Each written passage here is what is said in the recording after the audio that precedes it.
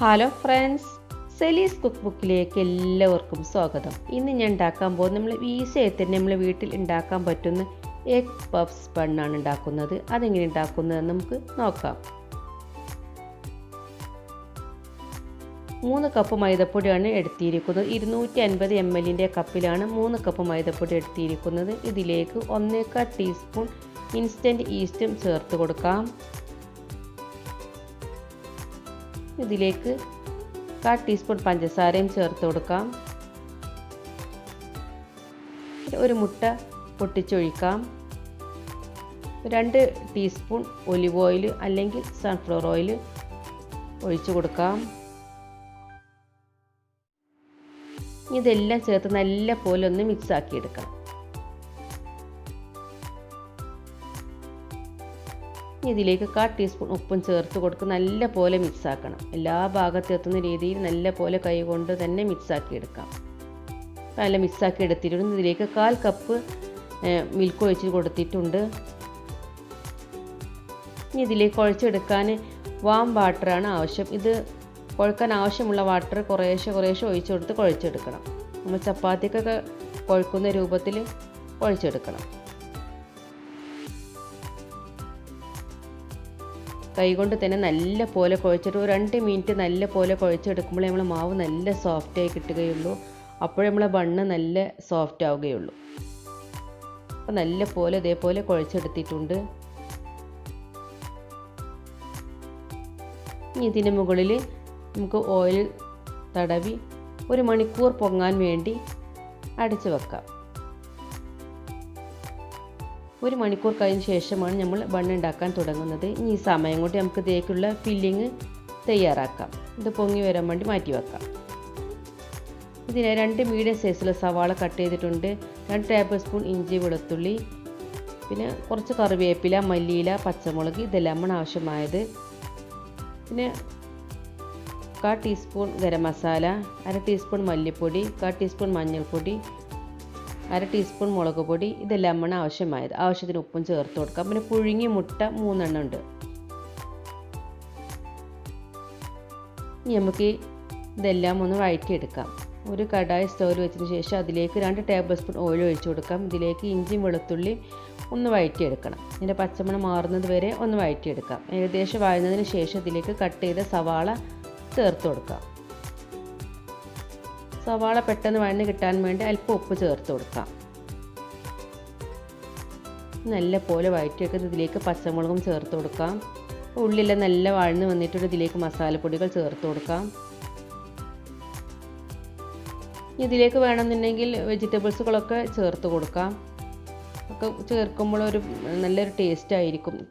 കറിവേപ്പിലയും ചേർത്ത് കൊടുത്ത് നല്ല പോലെ ഡ്രൈ ആയിരിക്കണം. നല്ല പോലെ വഴന്ന് ഡ്രൈ ആയി കിട്ടണം. ഇതിൻ്റെ പച്ചമണമൊക്കെ മസാലൻ്റെ മാറി വരുന്നത് വരെ വഴറ്റിയെടുക്കണം. ഇതിലേക്ക് മല്ലിയില ചേർത്ത് കൊടുക്കുക. അപ്പോൾ മസാലയൊക്കെ നല്ല പോലെ വഴന്ന് വന്നിട്ടുണ്ട്. ഇതിലേക്ക് വേവിച്ച് വെച്ച ക്യാരറ്റ് ഒരു 2 ടേബിൾ സ്പൂൺ ചേർത്ത് കൊടുക്കുന്നുണ്ട്. വേണ്ടവർക്ക് ചേർത്ത് കൊടുക്കാം.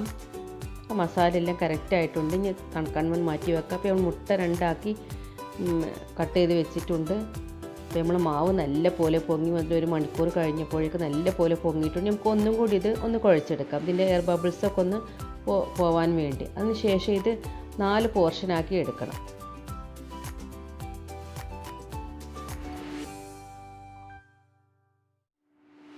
ഇനി നമുക്ക് ബണ്ണുണ്ടാക്കാം. ഞാൻ 7 ഇഞ്ചിൻ്റെ കേക്ക് ടിന്നിലാണ് ഈ ബണ്ണ് ഉണ്ടാക്കുന്നത്. ഇതുപോലെ എല്ലാ ഭാഗത്തേക്കൊന്ന് പരത്തി കൊടുക്കണം.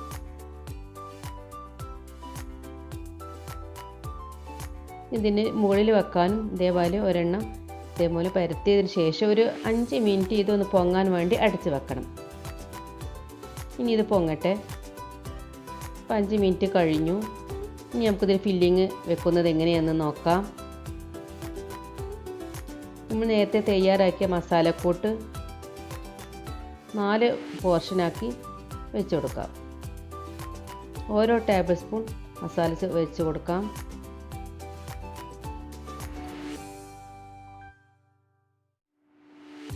ഇതിൻ്റെ മുകളിലാണ് നമ്മൾ പുഴുങ്ങിയ മുട്ട ഓരോന്നും വെച്ചെടുക്കുന്നത്.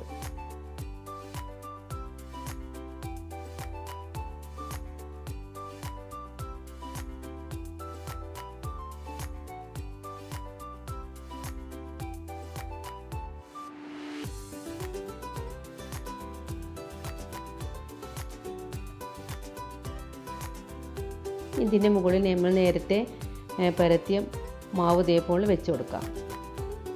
5 മിനിറ്റ് വെക്കണം കേട്ടോ. അത് പരത്തിയതിന് ശേഷം അപ്പോൾ മാവ് ഒന്നുകൂടി ഒന്ന് സോഫ്റ്റായി പൊങ്ങി വരികയുള്ളൂ. അത് സൈഡൊക്കെ നല്ല പോലെ ക്ലിയർ ആക്കണം.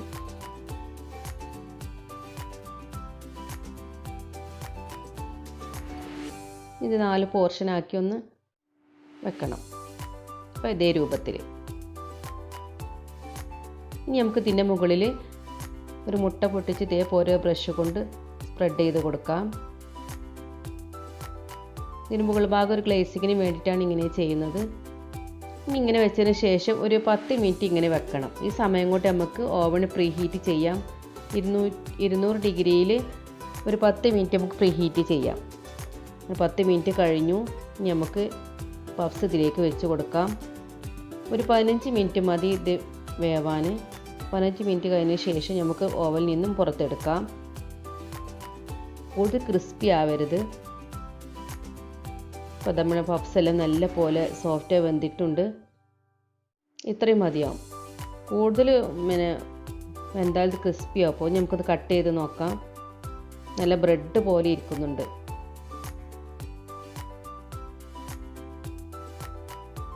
ഇനി നമുക്കിതൊന്ന് കട്ട് ചെയ്ത് നോക്കാം.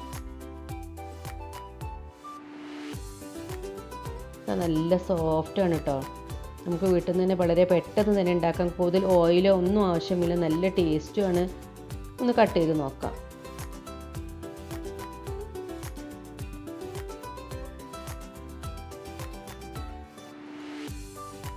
അങ്ങനെ നമ്മൾ എഗ് പഫ്സ് എല്ലാം റെഡിയായി. ഇനി നമുക്ക് സർവിംഗ് പ്ലേറ്റിലേക്ക് മാറ്റാം. പിന്നെ നിങ്ങൾക്ക് എൻ്റെ ചാനൽ ഇഷ്ടമാണ് ലൈക്ക് ചെയ്യാനും ഷെയർ ചെയ്യാനും സബ്സ്ക്രൈബ് ചെയ്യാനും മറക്കരുത്. തൊട്ടടുത്തുള്ള ബെല്ലൈക്കൺ പ്രസ് ചെയ്യുക. എല്ലാം ഓൾ എന്ന ഓപ്ഷൻ പ്രസ് ചെയ്യുമ്പോൾ ഞാനിടുന്ന വീഡിയോയുടെ നോട്ടിഫിക്കേഷൻ നിങ്ങൾക്ക് അപ്പോൾ തന്നെ കിട്ടുകയുള്ളൂ. പിന്നെ ലൈക്ക് ചെയ്യാനും ഷെയർ ചെയ്യാനും മറക്കരുത്. ഇതുപോലെ ഈ റെസിപ്പിയുമായി ഞാൻ വീണ്ടും വരാം.